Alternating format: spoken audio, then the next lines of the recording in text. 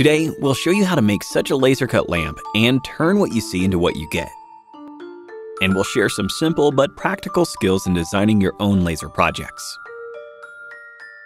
To do this project, you need to use a Snapmaker 2.0 3-in-1 3D printer, an LED strip with a switch, a roll of PLA filament, several pieces of A4-sized paper, and some hot melt glue. Besides, you need to install Inkscape, a free vector graphics software on your computer. In the video, we'll use the Snapmaker A350 for demonstration. To make with an A250 or A150, you need to use smaller paper and set the patterns at a proper size when designing, so as to fit them in the workspace of the smaller machine models. When selecting the paper, you're suggested to pick 150 GSM paper that is thick, stiff, but translucent enough.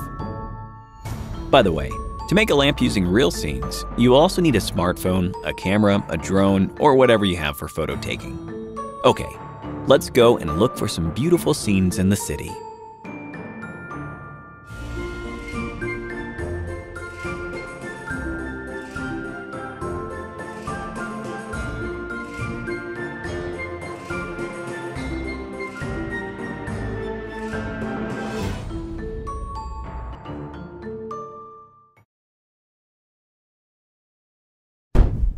The next step is to use Inkscape to create patterns for laser cutting.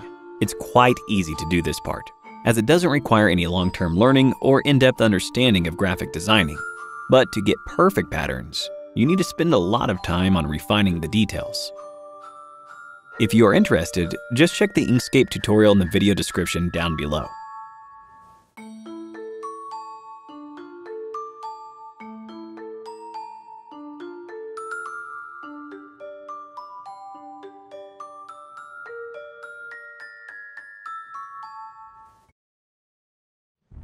Now we can import the SVG files into Snapmaker Luban and move on to the laser cutting part.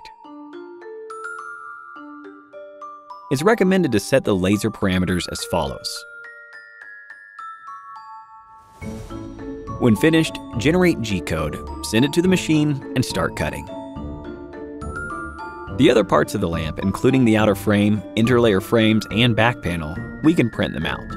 The STL files are also provided here in the video description.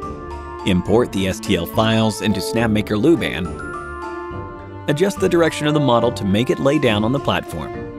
For the parameter setting, let's just select the normal mode. Now, change your Snapmaker from a laser engraver to a 3D printer and start printing.